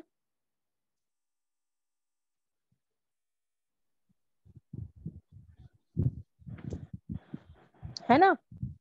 What will happen if you on your videos? At least I can see you people. I can understand कि कॉन्सेप्ट क्लियर हो रहा है कि नहीं हो रहा। चलो, बोलेंगे बहुत बोलती है यार ma'am. Representative suit rule number 8 को कहा जाता है। स्टार्ट करने से ही पहले ही बता देती हूँ, एक्सप्लेन कर देती हूँ क्या है, समझो, वेरी वेरी इंपॉर्टेंट है। सी, न्यूमरस पार्टीज है। न्यूमरस का मतलब होता है बहुत सारी पार्टीज है, कोर्ट में आती है, परमिशन लेती है, खुद डायरेक्शन देगी कि भाई मेरा इतना पैसा इससे बन रहा है। तो लेकिन अब कोर्ट में जाने के लिए उन लोगों को कोई तो बंदा चाहिए जो उनके जगह पे कोर्ट में जाए। अब मैं एक कपड़े की दुकान में हूँ, मैं एक कपड़ा की दुकान चलाती हूँ, I mean I have a boutique, ठीक है? मैं अपना बिजनेस छोड़ के ये सब काम नहीं कर सकती, ठीक है? I want somebody to help me. अब आप बोलेंगे कि कपड़े की दुकान छोड़ के तुम हमको बोलते हो somebody to help me, तो वो ऐसे ही हेल्प करने आ जाएगा क्या? नहीं आएगा। No ma'am. उसको नो भी मैम। कहीं ना कहीं पैसे वैसे देने पड़ेंगे, बेनिफिट दिखाना पड़ेगा। हो सकता है सामने वाला इंटरेस्टेड हो, है ना? May be he is interested. तो यहाँ पर I will ask somebody in my place to go in court. मैं किसी से कहूंगी कि मेरी जगह कोर्ट चले जाओ। I will ask somebody to go in court on my behalf. मेरी जगह पे कोई और जाएगा। तो कौन जाएगा? कोई तो जाएगा। तो किसको भेजूं कोर्ट? उस्मा को भेजती हूँ। उस्मा मेरी जगह पे जाओगी, उस्मा बोलेगी यस मैम, क्योंकि उस्मा मेरे को फेवर करेगी। तो उस्मा विल बी रिप्रेजेंटेटिव, ठीक है? उस्मा को मैं पावर ऑफ अटॉर्नी दूंगी। What do you mean by power of attorney? Power of attorney means I am giving the power to Uzma to act on behalf of me. मैं उस्मा को power दूंगी कि मेरे जगह पे जाकर तू कोर्ट केस को देख, वकील भी तू कर, कोर्ट भी तू जा, मेरे को कुछ मत बताना। लेकिन जब रिजल्ट आएगी तो वो जो भी पैसा होगा वो मेरा होगा, उस्मा का नहीं। उस्मा ने मेरे से खाली इतना पैसा लेना है कि तू कोर्ट आने जाने का जो खर्चा रहेगा और जो तेरे को बेनिफिट रहेगा वो दूंगी मैं उस्मा को, लेकिन बाकी सब मेरा, उस्मा का नहीं। Everything will be mine, not Uzma's. Uzma is only going in court and representing me. Uzma सिर्फ कोर्ट जाके मुझे रिप्रेजेंट कर रही है, उस्मा का उसमें कुछ नहीं है, ठीक है। उस्मा को बहुत फेवर करना था ना मुझे, तो करने दो उस्मा को फेवर, ठीक है। तो उस्मा जाएगी कोर्ट। तो रूल नंबर 8 का ऑब्जेक्ट बहुत सारा है। प्रोसीडिंग्स कोर्ट में अंदर जब आती है, केस जब आता है, तो हम common question of law, common question of fact, ये जो ट्रांजैक्शन रूल 1 में देखा, रूल 2 में देखा, रूल 3 में देखा, रूल 3A में देखा, तो देखो कहीं ना कहीं क्या होता है ना, रिप्रेजेंट सूट में अभी ऐसा कुछ हुआ कि सेटलमेंट हो गया, उस्मा के पैर शुभ हो गए, केस सेटल हो गया, ठीक है। कोर्ट ने कहा कि उस्मा सेटल करोगी, उस्मा ने कहा यस यस, लेकिन उस्मा सिर्फ रिप्रेजेंटेटर है, उस्मा इज ओनली रिप्रेजेंटेटर। उस्मा को ओनर नहीं बनना, मालिक नहीं बनना। उस्मा एक एजेंट है तो एजेंट का काम ही करो, एजेंट से बढ़ के नहीं। तो उस्मा क्या करेगी, कोर्ट में बोलेगी सर हाँ हमको सेटल करना है, केस सेटल करना है। तो उस चीज को लेकर क्या होगा, उस चीज को लेकर क्या होगा, कोर्ट क्या करेगी, कोर्ट जो भी पार्टीज है, ओरिजिनल ओनर्स है, सबको नोटिस निकालेगी, सबको नोटिस निकालेगी। और जिन जिन को नोटिस मिलेगा उनको, अगर उनके खिलाफ जजमेंट होती है या उनके फेवर में जजमेंट होती है तो बाइंडिंग होगी, यानी वो जजमेंट उनको लगेगी, उनके ऊपर वो जजमेंट, जो कोर्ट ने जजमेंट दी वो जजमेंट उनको लगेगी। अगर उनको नोटिस नहीं मिला कोर्ट का तो जजमेंट उनको नहीं लगेगी। लगना और नहीं लगना का मतलब क्या होता है, बाइंडिंग। बाइंडिंग का मतलब क्या हो जाता है कि अगर कोर्ट से जो जजमेंट आती है वो आपको मानना ही पड़ेगा। अगर आपको नोटिस मिला है तो मानना ही पड़ेगा, अगर नोटिस नहीं मिला है तो आपको वो जजमेंट मानने की कोई भी जरूरत नहीं है। और नोटिस का मतलब क्या होता है, कोर्ट के तरफ से आपको इत्तला किया जाता है कि ये जजमेंट हो रही है, आपको कोई ऑब्जेक्शन है तो आ जाओ कोर्ट, वरना कोर्ट के पीछे बाद में मत आना। आपके रिप्रेजेंटर ने बोला सेटल करना है, मुझे नहीं मालूम, कोर्ट थोड़ी आपके घर पे आएगा, ओनर को भी नहीं मालूम, लेकिन ओनर को नोटिस दिया जाएगा इस बात का, रिप्रेजेंटेटर आपके खिलाफ जजमेंट ले रहा है, ऐसी जजमेंट ले रहा है, अगर कुछ है तो जल्दी आ जाओ, नहीं आते हो तो हम इस जजमेंट को फाइनल जजमेंट करके कर देंगे। तो this is a representative suit. Okay हाँ, एक मतलब 6 लोगों ने केस किया और 5 जो है वो विड्रॉ करने को तैयार है और एक तैयार नहीं है, तभी क्या होगा?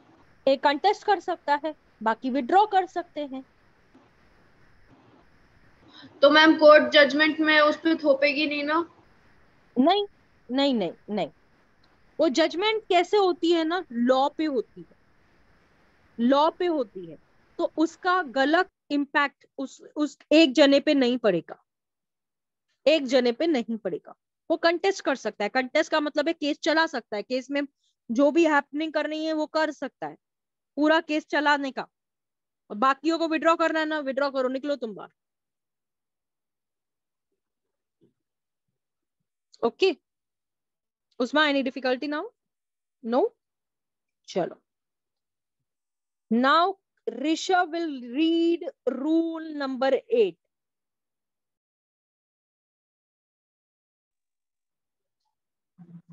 Rule number 8 of Order 1 of CPC is an exception to above said general rule.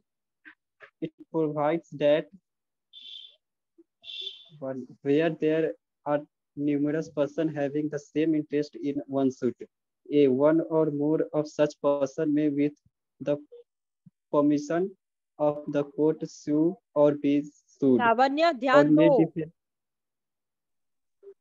or may defend such suit on behalf of or for the benefit of all persons so interested. B. The court may direct that one more or more of such person may sue or be sued, or may defend such suit on behalf of or for the benefit of all persons so interested.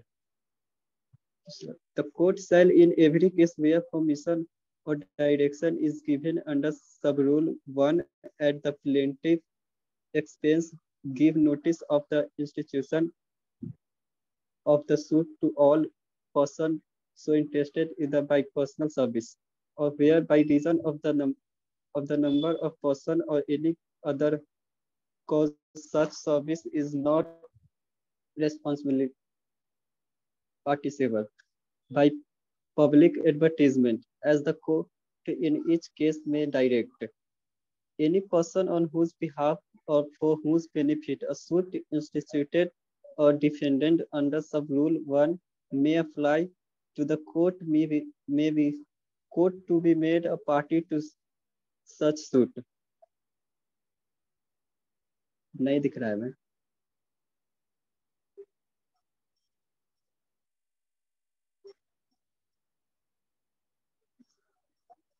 हो गया. No part of the claim in any such suit shall be abandoned under sub-rule 1, and no such suit shall be withdrawn under sub-rule 3 of Rule 1, Order 23, and no agreement, compromise, or satisfaction shall be recorded in any such suit under Rule 3 of that order, unless the court has given at the plaintiff expense notice to all persons so interested in the manner specified in sub-rule 2. Where any person suing or defending in any such suit does not proceed with due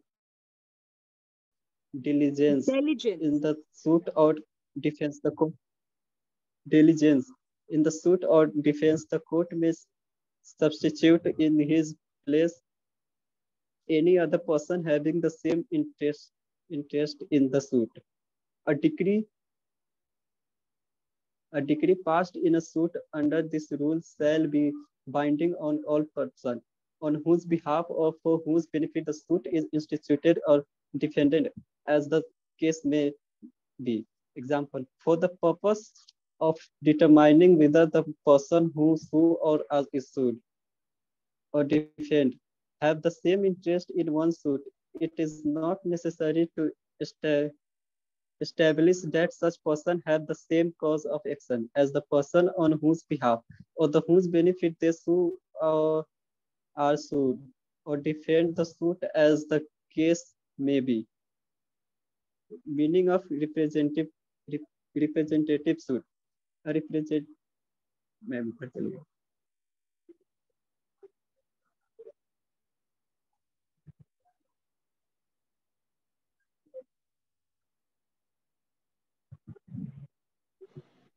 पूजा, आपके सामने screen है ना, आप भले ही मुंह से ना बोलो पर पढ़ो वहां पे.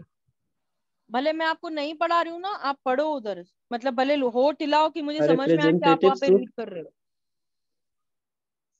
A representative suit is a suit filed or against one or more person on behalf of themselves and other having the same interest in the suit. Objective: to save time and expense to ensure a single comprehensive trial of questions in which numerous persons are interested and avoid harassment to parties by a multiplicity of suits. Condition: following rules must exist for application of Rule 8, Order 1 of CPC. The party must be numerous. B. They must have same or common interest in suit. C. Permission must have been granted or direction must have been given by the court. D. Notice must have been issued to parties whom it proposed to represent in the suit. condition in Rule 8 are mandatory and must be complied with. A suit filed without complying condition cannot be said to be representative suit. TN Housing Board versus Ganapati 1990. In this case, residential building we are allotted by the housing board to the applicant who belongs to the low income group. After settlement of price excess, demand was made by the board. The allots challenged the demand by filing suit in a representative capacity. It was contended that such a suit or representative capacity was not maintainable, as separate demand notice were issued against each of the allots, giving rise to separate cause of action negative the क्या है contain contention Contention of the Supreme Court.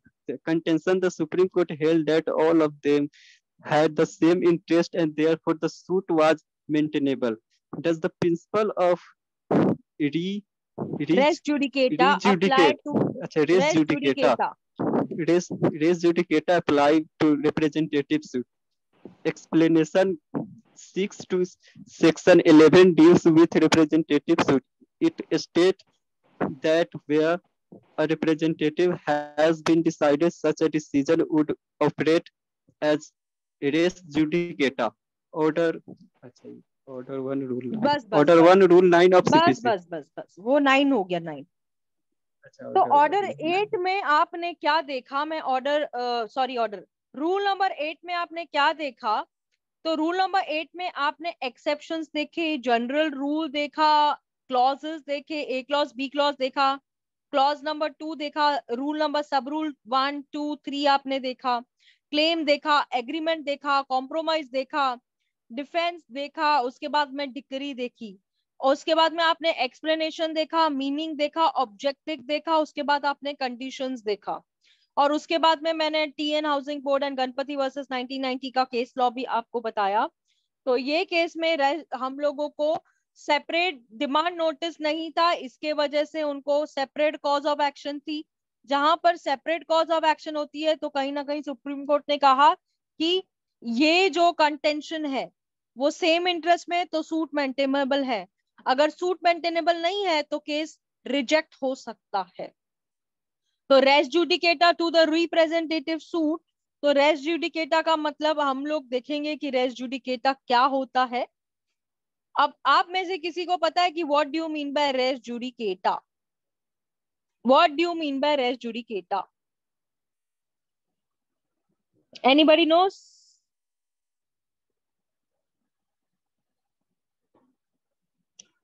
Usma, do you know what is res judicata? Ma'am, section 13. No, I'm not asking you on the section 13. You tell me what is res judicata. याद नहीं आ रहा ma'am. पता race judicata का मतलब ये होता है, दोबारा उसे रेस जुडिकेटा का मतलब ये होता है कि एक बार जजमेंट हो गई, एक बार सूट डिसाइड हो गया, तो उसी केस के ऊपर दोबारा नहीं सुनवाई होती. उसे कहते हैं रेस जुडिकेटा.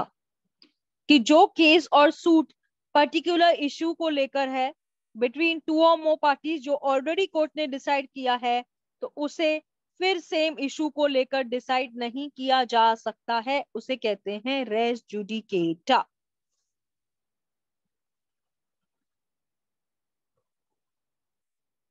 ठीक है.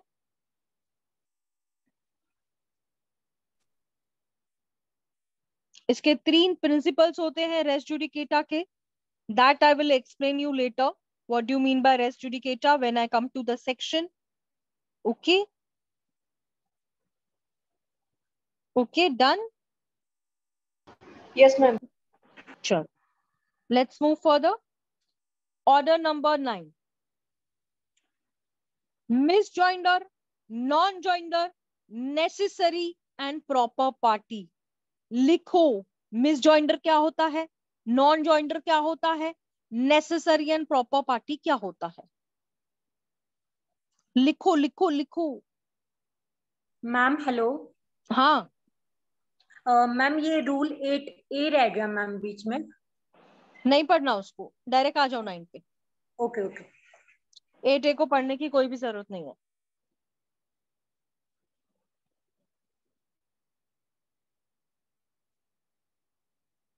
Misjoinder, non-joinder, necessary and proper party.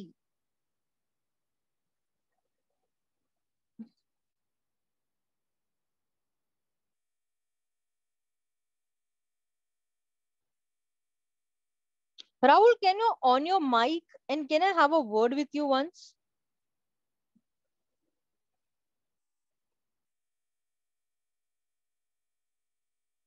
Rahul, there's Yes, only ma'am. one Rahul who has joined in my group. Huh? How did you join this meeting? मैं CPC पढ़ने के लिए। CPC पढ़ने के लिए? ओके। विक्की? जी ma'am. बेटा ऐसे बात कर लेना। ठीक है। ओके चलो। Misjoinder, non-joinder, necessary and proper party. Necessary party क्या होती है? With example आपको बताती हूँ मैं। A necessary party is a person who ought to have been joined as a party and whose absence no effective decree could be passed at all by the court. If necessary party is not implied, the suit itself is liable to be dismissed. If necessary का party मतलब क्या होता है कि कोई important person जो है वो छूट गया तो वो सूट क्या हो जाएगा? डिसमिस हो जाएगा। Example, in a suit for partition. Partition suit कौन सा सूट होता है? जब घर में झगड़े होते हैं ना, महाभारत होती है तो घर में क्या होती है? पार्टीशन होना चालू होता है। जॉइंट फैमिली में आप देखो पार्टीशन करना लगते हैं कि एक भाई बोलेगा मेरा इतना हिस्सा, दूसरा भाई बोलेगा मेरा इतना हिस्सा। तो जो शेयर्स होते हैं वो नेसेसरी होते हैं।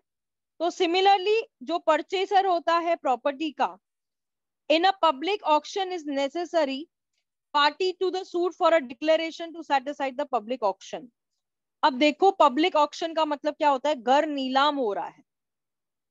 सुनो सुनो गांव वालों, घर नीलाम हो रहा है, नीलामी हो रही है इस घर की। तो उसमें क्या होता है? पब्लिक ऑक्शन होता है।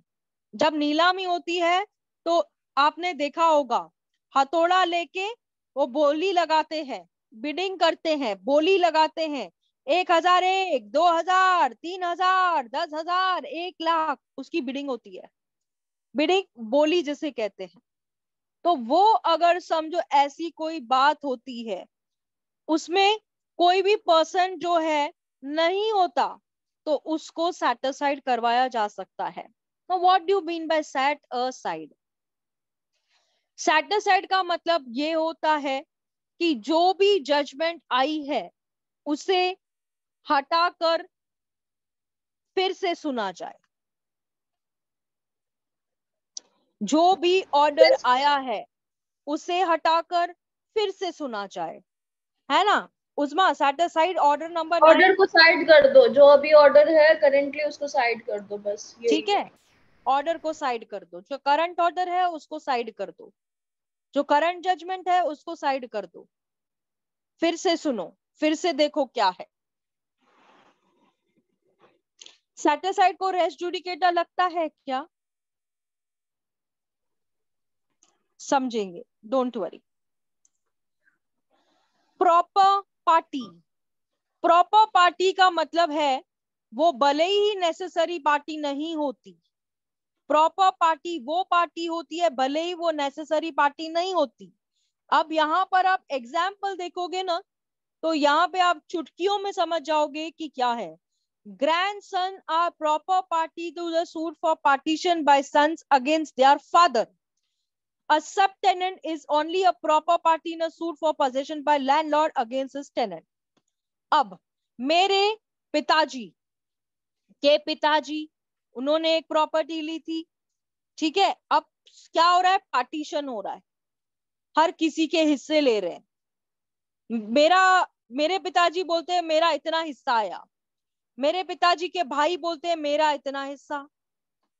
फिर उसके बाद में मेरा पिताजी का बेटा यानी मेरा भाई वो बोलता है मेरा हिस्सा। अभी मेरे मेरे भाई का बेटा जो कि ग्रैंडसन है, वो बोलता है मेरा हिस्सा। एक ही फैमिली के हैं, एक ही फैमिली के दादाजी पिताजी, उसके बाद में पिताजी का बेटा, बेटे का बेटा। तो ये क्या है? प्रॉपर पार्टी है। अगर ग्रैंडसन को नहीं लिया तो वो कल को उठ के क्या बोलेगा? मेरे को तो हिस्सा ही नहीं मिला, मेरे को तो हिस्सा ही नहीं मिला। रत्नानी एक ही है, रत्नानी की फैमिली ट्री बनी जाएगी तो फैमिली ट्री के अकॉर्डिंग डिस्ट्रीब्यूशन होगा। अब सब टेनेंट का मतलब क्या होता है कि लैंडलॉर्ड मैं हूं, ठीक है, मैंने उस्मा को घर रहने के लिए दिया। उस्मा इतनी चालाक लड़की थी, उसने चालाकी से क्या किया? लावण्या को भी बोला कि यार तू भी रह ले मेरे साथ घर में, ठीक है। घर मेरा, मैंने किसको रेंट पे दिया? उस्मा को दिया। उस्मा क्या मुझे देती है? रेंट देती है। लेकिन उस्मा ने मुझे यही नहीं बताया कि लावण्या को भी उसने एज अ सब टेनेंट ले लिया है, क्योंकि मैं जो ओनर हूं, मैं लावण्या को पहचानती नहीं हूं, मुझे मालूम ही नहीं है लावण्या है कौन, मैं उस्मा को जानती हूँ। तो यहाँ पर सेटलमेंट ओनली प्रॉपर पार्टी होगी जब लैंडलॉर्ड को पता चलेगा कि टेनेंट ने एक सब टेनेंट घर में बिठा के रखा है। और उस्मा क्या करती थी? लैंडलॉर्ड को 10,000 रुपया देती थी, लेकिन क्या करती थी? लावण्या से भी 5,000 रुपया लेके देती थी। समझा? तो उसको कहते हैं सब टेनेंट। तो समझा प्रॉपर पार्टी क्या होता है? समझा? किसी को भी छोड़ना नहीं है केस में। अगर एक भी मिसिंग रहा तो आपका सूट क्या हो जाएगा? डिसमिस हो जाएगा, रिजेक्ट हो जाएगा, बाहर का रास्ता आपको दिखा दिया जाएगा। नाउ मिस जॉइंडर और नॉन जॉइंडर। मिस जॉइंडर का मतलब क्या होता है? जब two or more persons are joined as plaintiff or defendant in one suit in contradiction to the order number 1.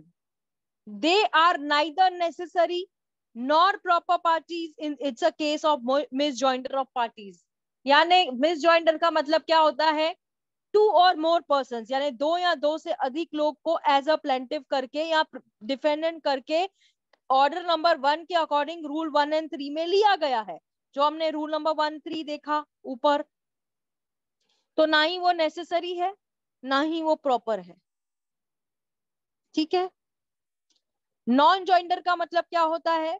Where a person who is a necessary और proper party to the suit, अगर उसको किसी person को लेना रह गया तो वो नॉन जॉइंडर का केस होगा और आपको वो केस क्या हो जाएगा? रिजेक्ट हो जाएगा, डिसमिस हो जाएगा। Either the suit will be rejected or dismissed if the property non-joined in a suit. This is a clear case of non-joinder. ठीक है, जो मैंने आपको ऊपर बता दिया वही है rule number 9, miss joinder and non joinder. ठीक है, चलो आगे बढ़ते हैं। इस नोट को आपको बाद में बताऊंगी। Suit in the name of wrong plaintiff. अरे ये सुनने के बाद तो कान से धुआं ही निकल जाता है। रॉन्ग प्लेंटिफ, रॉन्ग प्लेंटिफ मतलब लावण्या का नाम लावण्या ही नहीं रहा, पूजा का नाम पूजा ही नहीं रहा। रॉन्ग प्लेंटिफ, गलत नाम, गलत इंसान को लेकर तुम केस कर लिए। अरे इतना भी नहीं मालूम है क्या ये पूजा है ये लावण्या है? पूजा के ऊपर केस करना था, लावण्या के ऊपर कर दिया। अगर ऐसा कोई परिस्थिति आता है जहां पर डाउटफुल होता है तो कोर्ट को अगर लगता है कि इस मिस्टेक को रेक्टिफाई करना चाहिए, क्योंकि अगर सब्स्टिट्यूट नहीं होगा यानी कि पूजा के जगह पे लावण्या नहीं आएगी तो केस कैसे चलेगा? केस कैसे चलेगा? तो कोर्ट क्या कर सकती है? ऐड भी कर सकती है, सब्स्टिट्यूट भी कर सकती है, यानी लावण्या प्लस उस्मा भी कर सकती है, या फिर लावण्या माइनस उस्मा करके पूजा भी कर सकती है। ठीक है, इसको कहते हैं सब्स्टिट्यूशन। किसके जगह पे कौन? ऐड प्लस भी कर सकती है, प्लेंटिव प्लस प्लेंटिव भी कर सकती है। ठीक है। रॉन्ग प्लेंटिफ का मतलब होता है गलतवादी। ठीक है, पूजा का नाम ही गलत हो गया तो पूजा का नाम गलत, पूजा विश्वकर्मा है। अगर सिर्फ पूजा विश्व रह गया, कर्मा नहीं लिखा, तो वो भी आप उसको कर सकते हैं चेंज, पूजा विश्वकर्मा। तो प्लेंटिफ का नाम क्या हो गया, सही हो गया। तो ऐसे क्या करती है कोर्ट, कहीं ना कहीं बदलने के लिए आपको अलाउ करती है। तो यहाँ पर 3 कंडीशंस होने चाहिए। देखो, पहले the suit has been filed in the name of wrong person as a plaintiff. Wrong person यानी पूजा का पूरा रॉन्ग ही है, लावण्या के नाम पे पूजा आ गई है। तो मिस्टेक अगर बोनाफाइड है, गलती से हो गया है। वकीलों से हो जाता है, कॉपी पेस्ट करने में बेवकूफी कर देते हैं। आज हम किसी का मैसेज किसी को कॉपी करके भेज देते हैं, गलती से हो जाता है। तो सब्स्टिट्यूट हो सकता है, ऐड हो सकता है। तो सच अमेंडमेंट, अभी यहाँ पे अमेंडमेंट का मतलब क्या होता है, ऑर्डर 6 मैंने कहा कि चेंज हो सकता है किसी भी स्टेज पे, अमेंडमेंट हो सकती है। एपेलेट स्टेज होने दो, अपील में जाने दो तो भी होती है। ठीक है, पर किसी भी पर्सन को बिना कोर्ट के कंसेंट के ऐड नहीं किया जा सकता। अमेंडमेंट को लेकर क्या किया जाता है, एक अमेंडमेंट फाइल करना पड़ता है कोर्ट में। मैं आपको सिखाऊंगी कि अमेंडमेंट कैसे प्लीड किया जाता है। कोर्ट स्ट्राइक आउट और ऐड पार्टी, स्ट्राइक आउट का मतलब क्या होता है, काट भी सकती है, ऐड भी कर सकती है। कोर्ट अगर चाहे तो किसी भी पार्टी को, किसी भी प्लेंटिफ को, किसी भी डिफेंडेंट को काट भी सकती है, उसका नाम काट भी सकती है, उस दूसरे का नाम जोड़ भी सकती है। किसी का नाम काट भी सकती है, किसी का नाम जोड़ भी सकती है। ठीक है, ये वही है सब यहाँ पर। एक बार इसको पढ़ लेंगे हम लोग, कल इसके ऊपर डिस्कस कर लेंगे। Rule number 12, conduct of suit. Court में give conduct of suit to such person as deem proper, यानी कि कोर्ट अगर समझती है कि आप केस चलाने के लायक हो तो चलाओ। अपीयरेंस ऑफ वन और सर्वल प्लेंटिफ और डिफेंडेंट। अपीयरेंस का मतलब क्या होता है, द प्लेंटिफ और डिफेंडेंट्स में ऑथराइज वन और मोर देम टू अपीयर, प्लीड और एक्ट। अभी देखो 5 प्लेंटिफ है तो 5 के प्लेंटिफ वकील सेम हो ये जरूरी नहीं है, अलग अलग वकील भी कर सकता है। एक प्लेंटिफ बोलेगा मेरा वकील ये है, मेरा वकील उज्मा है, लावण्या बोलती है मेरी वकील तो उज्मा है, पूजा बोलती है मेरी वकील जो है अपर्णा है, हर्षिता बोलती है मेरे वकील जो है वो गौरव बनेंगे। तो 5 प्लेंटिफ अगर है तो 5 के अलग लॉयर्स भी हो सकते हैं। तो अथॉरिटी ली जाती है, पूजा से अथॉरिटी ली जाएगी, पूजा आप एज अ लॉयर मुझे अपॉइंट करना चाहोगी क्या, मैं अथॉरिटी ले रही हूँ ना, तो उसके ऊपर क्या करूंगी, वकील पत्र वकालतनामा पे पूजा का साइन लूंगी और मैं केस चलाऊंगी। ओके, तो ऑर्डर नंबर 1 के रूल 13 खत्म हो गए आज हमारे पूरे के पूरे। आपने सूट देखा, आपने क्वेश्चन आंसर देखा, आपने ऑर्डर 1 देखा विथ केस लॉस। ये जो नोट्स है मैं अभी के अभी आप लोगों को ग्रुप में दे दूंगी। ठीक है, इसके नोट्स अगर आप बनाते हो, पता है आपको कितना लगेगा इस पूरे नोट्स लिखने के लिए, 45 मिनट्स। पूरा का पूरा ऑर्डर लिखने के लिए सिर्फ 45 मिनट लगेंगे अगर आप लिखते हो दिल से। तो कौन लिखेगा 45 मिनट्स में पूरा order number 1? Thumbs up, thumbs up, show me thumbs up baby, show me thumbs up. Full order. Yes ma'am, complete. Aparna Mishra आप लिखोगी। Harshita you will write order number 1।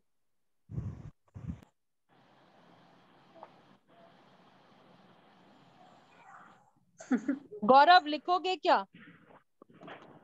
At least आप केस लिखो गौरव, जो मैंने केस लिखाया है ना आपको पूरा केस लिखो आप। गौरव यस मैम। पूरा जो मैंने केस यहाँ पे आपको भेजा था ना कल, वो पूरा एक बार केस आप लिखो and then discuss the law point with me. Ma'am हाँ मैम, अभी आपने रूल 12 में क्या बोला, मतलब अलग अलग सेपरेट एडवोकेट्स भी हो सकते हैं, सेम एडवोकेट्स हो सकते हैं, बट वो किससे पूछना, मतलब किससे पूछना है? पार्टी से पूछना, पार्टी, जो प्लेंटिफ होगा वो डिसाइड करेगा, जो डिफेंडेंट होगा वो डिसाइड करेगा। और मैम वो वकालतनामा क्या बोल रहे थे आप? वकालतनामा वकील पत्र, जो एक पार्टी वकील को अथॉरिटी देती है केस चलाने के लिए।